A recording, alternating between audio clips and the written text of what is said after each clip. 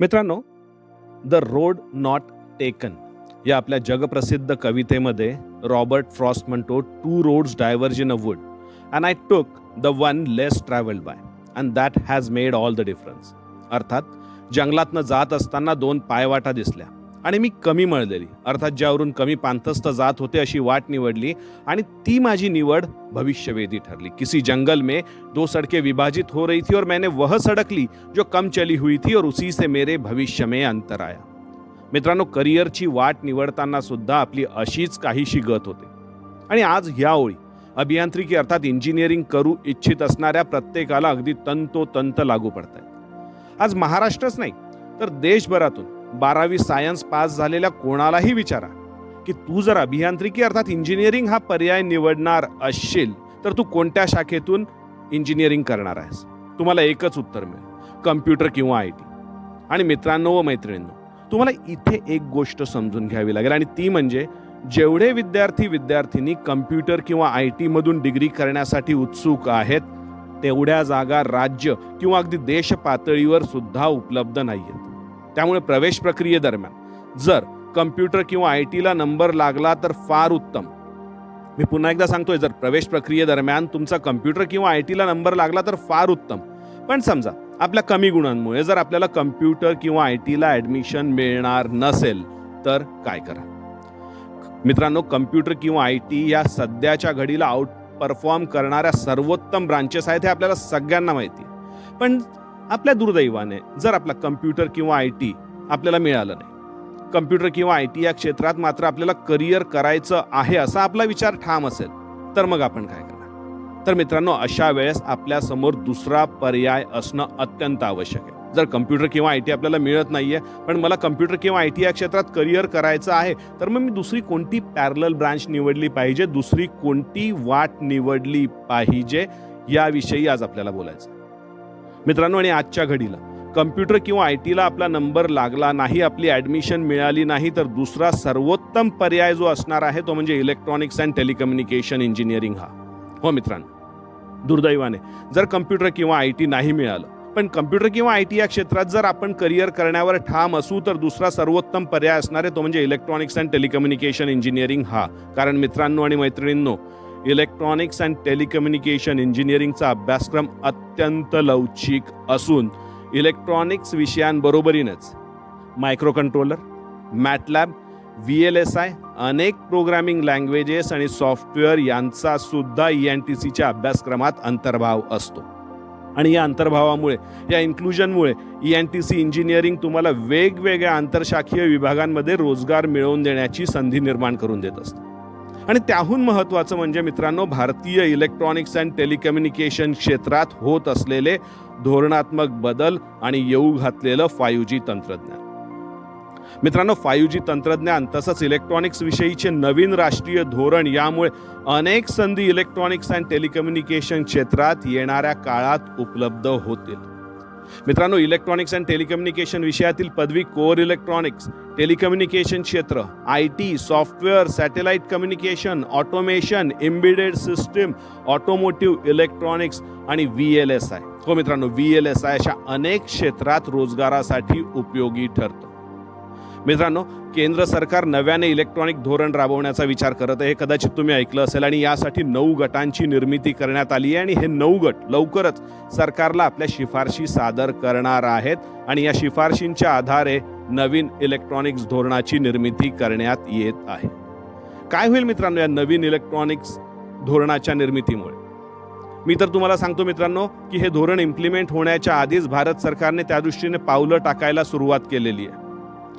माहिती तंत्रज्ञान मंत्रालयातर्फे देण्यात आलेल्या प्रस्तावानुसार नव्या धोरणामध्ये मोबाईल हँडसेट, LED उत्पादने, वैद्यकीय म्हणजे मेडिकल क्षेत्रातील इलेक्ट्रॉनिक उत्पादने, आपण ज्या वस्तू वापरतो ग्राहकोपयोगी वस्तू, त्या इलेक्ट्रिकल वाहने, सौर ऊर्जेची उत्पादने, इलेक्ट्रॉनिक चिप डिझाईन, त्यानंतर set top box, semiconductor component, battery आदी सगळ्या उत्पादनांसाठी एक रोडमॅप तयार करण्यात येतो जेणेकरून या सर्वांचा उपयोग देशात इलेक्ट्रॉनिक हब तयार होण्यास मदत करेल.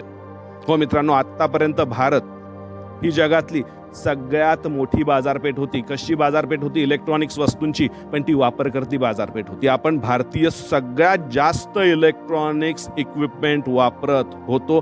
पण आता केंद्र सरकारने कंबर कसली की भारत हा फक्त इलेक्ट्रॉनिक्स वस्तूंचा वापर करता राहणार नाही, तर तो सगळ्यात मोठा इलेक्ट्रॉनिक्स वस्तूंचा निर्माता सुद्धा होणार आहे. आणि त्यासाठी नवीन इलेक्ट्रॉनिक कंपन्यांना संशोधन व निर्मितीसाठी सर्व प्रकारची मदत देण्यात येत आहे. मित्रांनो, केंद्र सरकार या माध्यमातून देशातील इलेक्ट्रॉनिक उद्योगाला संजीवनी देऊ पाहत आहे. आणि केंद्र सरकारचा सगळ्यात प्रमुख भर जो आहे तो म्हणजे इलेक्ट्रॉनिक्स अँड टेलिकम्युनिकेशन उत्पादनांची आयात घटवण्यावर. हो मित्रांनो, भारताला इलेक्ट्रॉनिक्स अँड टेलिकम्युनिकेशन उपकरणांचा सगळ्यात मोठा वापरकर्ता देश नाही, तर इलेक्ट्रॉनिक्स अँड टेलिकम्युनिकेशन उपकरणांचा सगळ्यात मोठा निर्माता म्हणून ओळख मिळवून देण्यासाठी मोठ्या प्रमाणावर प्रयत्न सुरू आहेत. आणि याचे प्रचंड सकारात्मक परिणाम दिसू लागलेत मित्रांनो. सध्या देशातील इलेक्ट्रॉनिक उत्पादनांपैकी आपण जवळपास 65% उत्पादनं जे आहेत ते आपण आयात करतोय. आणि एका अहवालानुसार इलेक्ट्रॉनिक उत्पादनांची आयात 2022 पर्यंत $400 अब्ज पर्यंत जाण्याची शक्यता आहे. आणि मित्रांनो, याच पार्श्वभूमीवर मग केंद्र सरकार आयातीवर होणारा मोठा खर्च घटवण्याच्या विचारात आहे. म्हणूनच नव्या धोरणात देशांतर्गत उत्पादन वाढीवर भर देण्यात आला आहे. मित्रांनो, electronics is future, electronics is essential हे फक्त बोलण्यासाठी नसून आपल्या मानवी जीवनातच नाही तर उद्योगात सुद्धा इलेक्ट्रॉनिक शिवाय पर्याय नसल्याचे अनेक उदाहरणं देत आहेत. त्याहून महत्त्वाचं म्हणजे मित्रांनो, भारतात नुकताच झालेला 5G स्पेक्ट्रमचा लिलाव. भारतात नुकताच झालेला 5G स्पेक्ट्रमचा लिलाव मित्रांनो, ही टेलिकम्युनिकेशन क्षेत्राला मोठी कलाटणी देणारी घटना ठरणार आहे. मित्रांनो, भारतच नाही तर एकूणच जग टेलिकम्युनिकेशन क्रांतीच्या उंबरठ्यावर उभं असून येऊ घातलेलं 5G तंत्रज्ञान ही त्या क्रांतीची ठिणगी असणार आहे. मनोरंजन, वैद्यकीय, अंतराळ विज्ञान, कृत्रिम बुद्धिमत्ता अर्थात आर्टिफिशियल इंटेलिजन्स तसंच शैक्षणिक या प्रत्येक क्षेत्राचा चेहरा मोहरा 5G तंत्रज्ञानामुळे होणाऱ्या प्रचंड गती आणि क्षमतेच्या डेटा ट्रान्सफरमुळे बदलून जाणार. 5G स्पेक्ट्रमच्या लिलावाची आपली भारतातील प्रक्रिया पूर्ण झाल्यामुळे 5Gचे तंत्र स्वप्न प्रत्यक्षात उतरण्याची वेळ आता आपल्या समोर आलेली आहे, ती आपल्या दृष्टिक्षेपात आलेली आहे. आणि या दरम्यान 5Gच्या जलद उपयोजनासाठी कोणताही व्यत्यय किंवा विलंब टाळण्यासाठी इलेक्ट्रॉनिक्स तंत्रज्ञान व टेलिकम्युनिकेशन तंत्रज्ञानाशी निगडित फायबर, इलेक्ट्रॉनिक्स उपकरणे आणि विजेसारख्या पायाभूत सुविधांची निर्मिती व विस्तार जगभरात आवश्यक ठरणार आहे. आणि हीच बाब इलेक्ट्रॉनिक्स अँड टेलिकम्युनिकेशन क्षेत्रात प्रचंड रोजगाराच्या संधी उपलब्ध करून देईल.